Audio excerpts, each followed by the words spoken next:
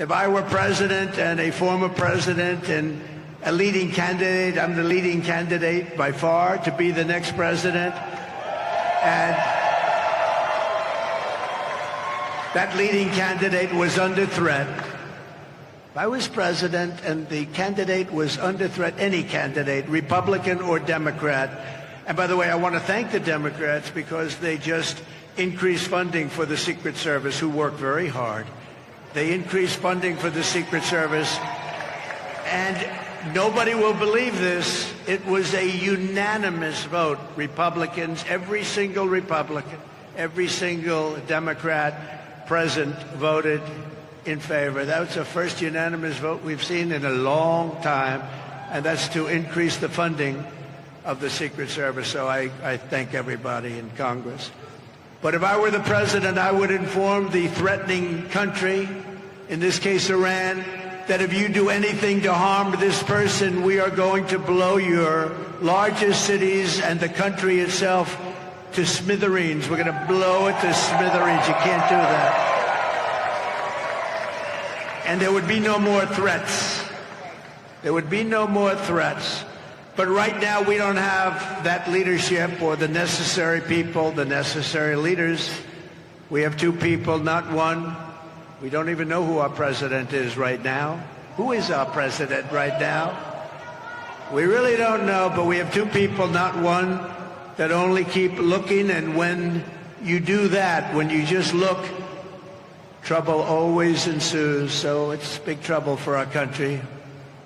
Meanwhile, we have the president of Iran in our country this week. We have large security forces guarding him, and yet they're threatening our former president and the leading candidate to become the next president of the United States. Certainly a strange set of circumstances around. Kamala's migrant invasion has particularly devastated the black community and the Hispanic community, including all of the people, the jobs, what they've done. The jobs are going to illegal migrants that came into our country illegally. Our black population all over the country, our Hispanic population are losing their jobs. They're citizens of America. They're losing their jobs.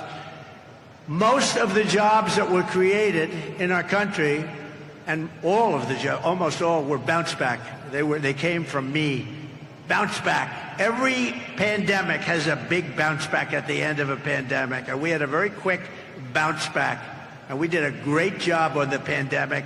Never got the credit I got for the military. We rebuilt it. We beat ISIS very quickly, very rapidly. They said it was going to take 5 years to beat ISIS. ISIS was defeated in 4 weeks. Our military is great. And outside of some of the people on the top, I know every one of them, outside of those people, our military is not woke. You could put some of these people into a room and scream at them for 2 years and they'd walk out of that room, they wouldn't be woke. We have a great military, and they proved that with the defeat of ISIS. So last month, American-born workers lost 1.3 million jobs. This is last month. And of the 1.3 million jobs, migrants, illegal people that came in illegally into our country, got 635,000 jobs.